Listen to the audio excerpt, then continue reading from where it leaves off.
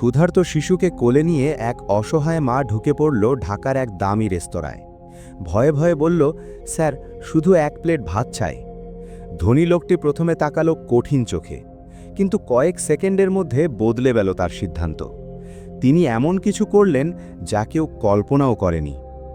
আপনি কোথা থেকে দেখছেন সেটা কমেন্টে লিখে জানিয়ে দিন, আর সাবস্ক্রাইব করে আমাদের সাথে থাকুন। চলুন শুরু করি। ঢাকার এক বৃষ্টি ভেজা সন্ধ্যা।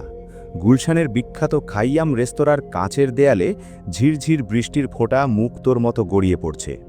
ভেতরে উষ্ণ আলো, দামি আতরের মিষ্টি গন্ধ আর মৃদু হাসির গুঞ্জন। সবাই ব্যস্ত নিজেদের সুখী পৃথিবীতে, কিন্তু এক কোণার টেবিলে একা বসেছিলেন আরিফুল হক। 40-এর কোঠায় বয়স, দেশের সবচেয়ে বড় রিয়েল এস্টেট কোম্পানির মালিক।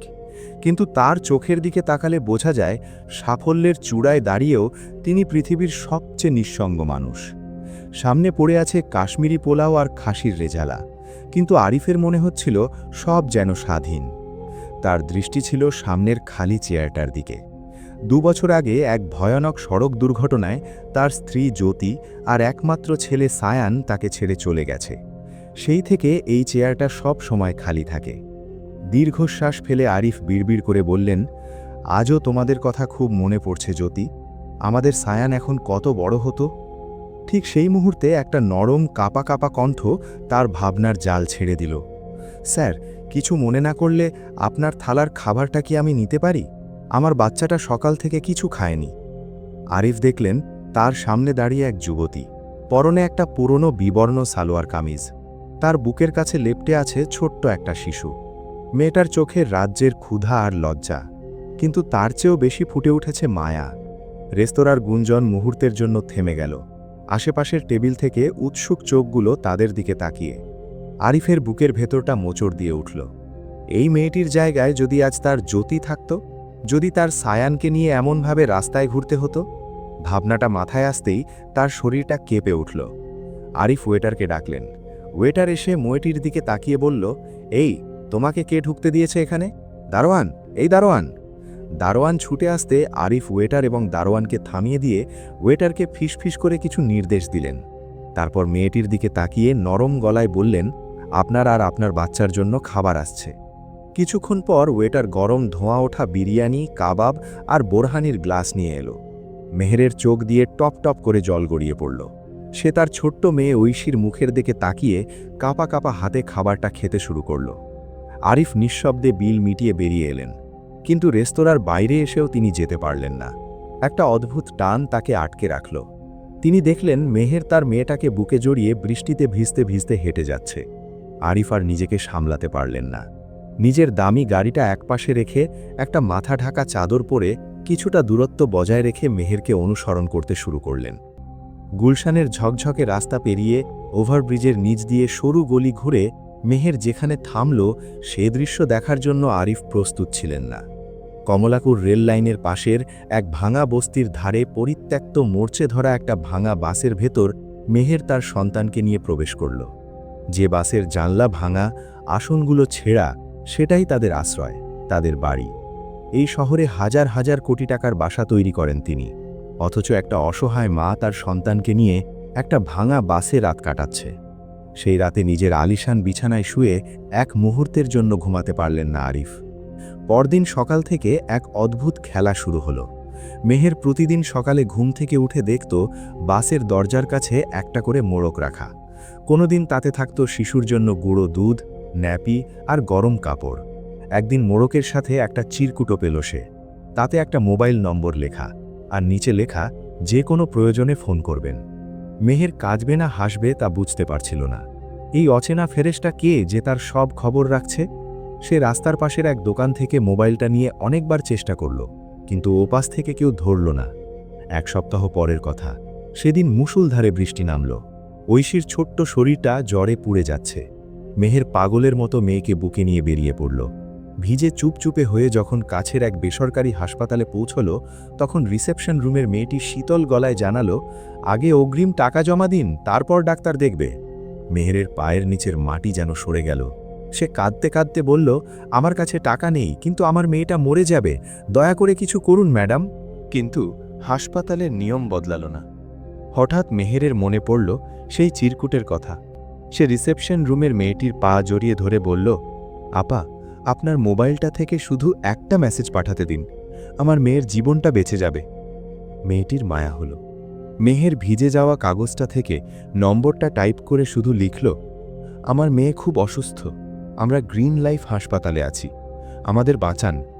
ওদিকে নিজের বাড়িতে গভীর ঘুমে ডুবেছিলেন আরিফ সাহেব। হঠাৎ মোবাইলের মেসেজের শব্দে তার ঘুম ভেঙে গেল।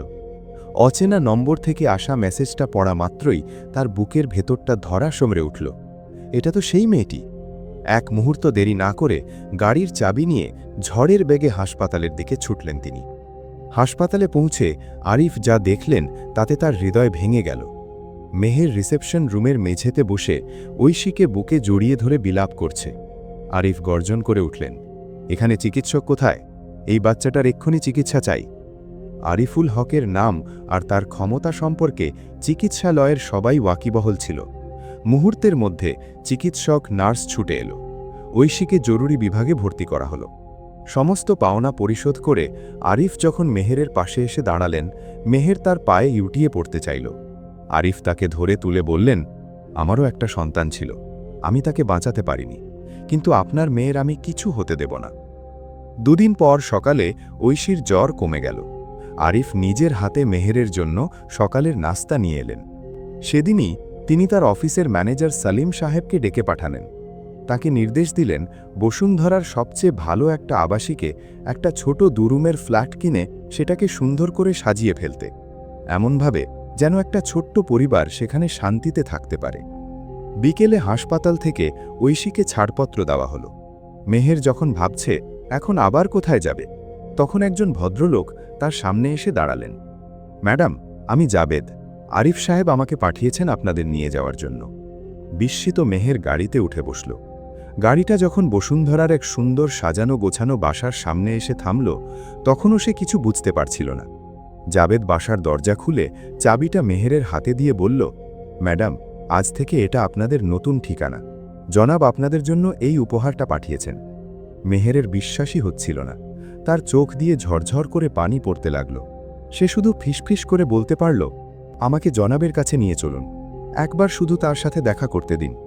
পরের দৃশ্যটা ছিল দেখার মতো।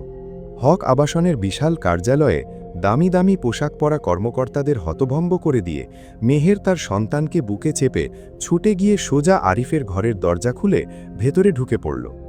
আরিফ কিছু বলার আগেই মেহের তার পায়ের কাছে বসে কান্নায় ভেঙে পড়ল। আপনি যা আমাদের জন্য করেছেন তার ঋণ আমি কোনোদিন শোধ করতে পারব না জনাব। সৃষ্টিকর্তা আপনার ভালো করুন। আরিফ তাকে আলতো করে তুলে ধরে বললেন, কান্না করবেন না মেহের। সৃষ্টিকর্তা আমাকে যা দিয়েছেন তা যদি কারো উপকারে না আসে তাহলে সেই সম্পদের কোনো মূল্য নেই। আপনি শুধু আপনার মেয়েকে মানুষের মতো মানুষ করুন, তাতেই আমি খুশি হব। সেদিন আরিফের অনুরোধে মেহের তার জীবনের সব গল্প খুলে বলল। বিশ্ববিদ্যালয়ে পড়ার সময় ইমরানের সঙ্গে তার সম্পর্ক গড়ে ওঠে। একসময় তারা পালিয়ে যায় এবং প্রায় 1 মাস একসঙ্গে সংসার করে। কিন্তু ইমরানের উচ্চাভিষী মা রাশিদা বেগম শুরু থেকেই তাদের সম্পর্কের বিরোধিতা করেন। শেষমেশ রাশিদা বেগম জোর করে ইমরানকে বিদেশে পাঠিয়ে দেন পড়ালেখার জন্য। বিদেশে যাবার আগে ইমরানের সঙ্গে মেহেরের শেষ দেখা হয়, আর সেই সম্পর্কের ফলে আজকের ঐশী জন্ম নেয়। মেহের যখন জানতে পারে সে গর্ভবতী, তখন অনেক চেষ্টা করেও ইমরানের সঙ্গে যোগাযোগ করতে পারেনি। ইমরানের মা তাকে বাড়ি থেকে অপমান করে তাড়িয়ে দেন। নিজের বিধবা মা ও লোকলজ্জার ভয়ে তাকে বাড়ি থেকে বের করে দেন। সেই থেকেই মেহেরের এই ভাসমান জীবন শুরু। সব শুনে আরিফ স্তব্ধ হয়ে গেলেন। তিনি মেহেরকে তার সংস্থাতেই একটা ভালো পদের চাকরির ব্যবস্থা করে দিলেন। শুধু তাই নয়, তিনি নিজে মেহের আর ঐশীকে নিয়ে তার গ্রামের বাড়িতে গেলেন।